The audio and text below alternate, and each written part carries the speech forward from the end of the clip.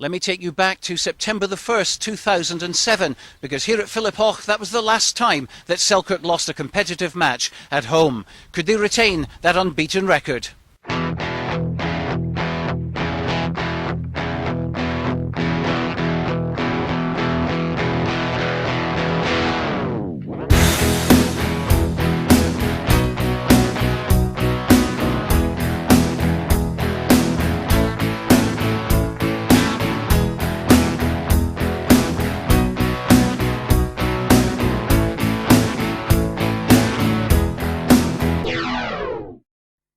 Welcome to Borders Rugby Roundup at a very sunny and windy Philiphaugh for Selkirk against Watsonians in Premier 1. That's where we begin. Last week, of course, Hawick thumped Selkirk by 42 points to 15. Could Selkirk bounce back? There was a sense of déjà vu once again as Selkirk went 14-0 down early on to two converted Watsonians tries. But after that there was plenty to suggest a Selkirk score was just around the corner. Playing for each other and going through several phases of play, the suitors deserved their first try on 19 minutes when Sean Crombie was helped over the line. Ross Armstrong converted and added a penalty before the visitors went over for a third converted try by ex-Kelso winger Richard Minto. But then a fortuitous bounce gave Scott Hendry Selkirk's second try. Sonians wrapped up a bonus point with a fourth try before half-time, again Mike Kerr adding the extras to make it 28-15 at the break. But the second half was all Selkirk with a pushover try by Scott Tomlinson on 58 minutes. Armstrong converted, and with time running out, Gavin Craig was put away by Guy Blair, and no one was going to stop him from there. Mike McVie converted and added a late penalty to secure the win. Final score at Philiphaugh, Selkirk 32, Watsonians 28. We're not physically the biggest side in the league, and we won't be, but we really do make up for that by effort and hard work. So if we can keep that going, I'm sure the guys will enjoy the season.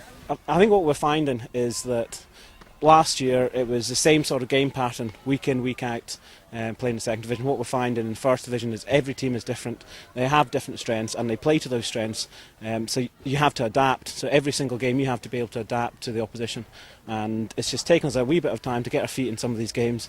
And what we have to do, as you say, is make sure that first 10 minutes is solid, strong, and then build from that. Well, Melrose have had a rather torrid time of things so far in Premier 1, but this week they were at Rayburn Place taking on Edinburgh Academicals. Bill Polson reports on this one. Melrose scored 3 first-half tries thanks to committed ball winning, good support play and an injection of pace when required. The scorers were Scott McCormack, Jordan Macy and Alec Jessop, while Scott White kicked a conversion and a penalty. They continued to attack until the hour mark, but Accies rallied to add tries by David Rattray and Ross Brown to Paul Arnold's first-half penalty. With 2 men in the sin bin, Melrose survived a furious finish by the home side, so it ended Edinburgh Accies 13, Melrose 20. We've got a win, and certainly the first 40 minutes we had a performance as well. Second 40 didn't go that well. Really the main thing was to come away here, get the win this week. We're delighted with the win, not with the performance. So we'll get back to training and we'll hopefully we'll work on that again for next week. Staying in Premier 1, and Hawick travelled to Meggetland to take on Boroughmuir, the champions from last season. Could they repeat the form from last week on the road? Hawick scored 3 tries this week, but it wasn't enough to beat Boroughmuir, who took the game by 21 points to 17, giving the Greens their third bonus point of the season. As well as a penalty try, there were scores from John Coots and Bruce Campbell.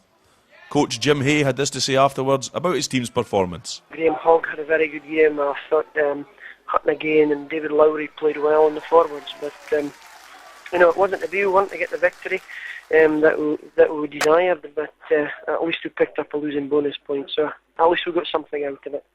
Pleased with the performance, but disappointed with the result. This is how the Premier 1 table looks after 5 matches. Next Saturday, Hawick and Edinburgh Accies clash at Mansfield Park. Always an exciting occasion when Ian Barnes comes back to his old club. Melrose host Curry, while Selkirk visit Heriots at Golden Acre. Well, let's go into Premier 2 now, and we'll start at Riverside Park. Stuart McFarlane now reports on Jed Forest against Haddington. An extraordinary finish to a game that will be remembered and talked about for a very long time indeed. Haddington were leading Jed Forest by 26 points to 10 at Riverside going into the final quarter. And Jed Forest looked at the touchline and looked on the bench to see what they could do to freshen up this game.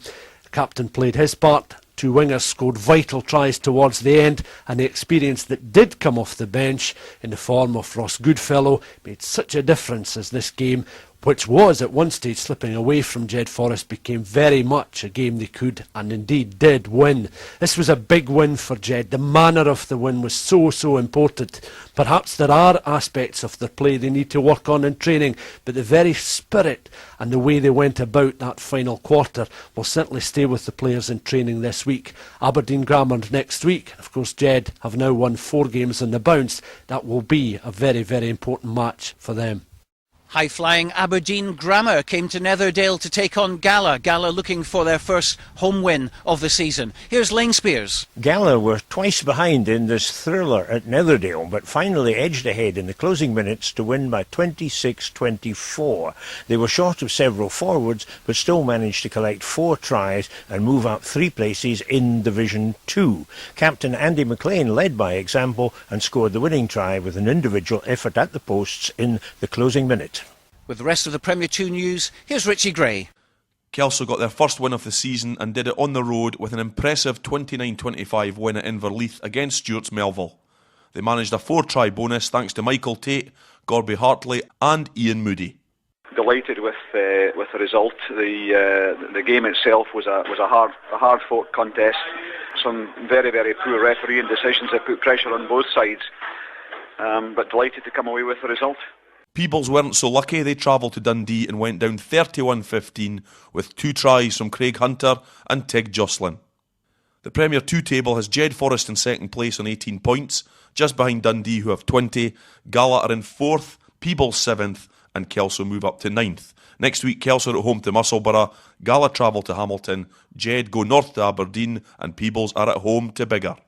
After the break, we have a look at the National and Eastern Leagues involving the Borders clubs, and we'll see if Hawick YM, Hawick Lindeen and St Boswell's could retain their unbeaten records. Welcome back to Borders Rugby Roundup, and in National League 1, Berwick were just edged out by RHC 18 points to 17, Grant Younger scoring their only try.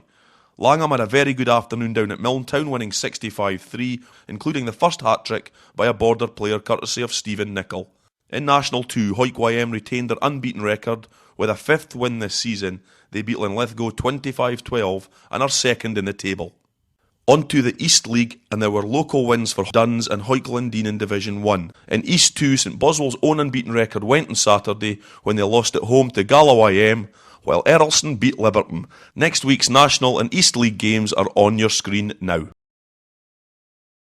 Well, that's all we have time for today. Next week we're at Pointer Park to see if Kelso can score a few tries against Musselburgh. Join us then.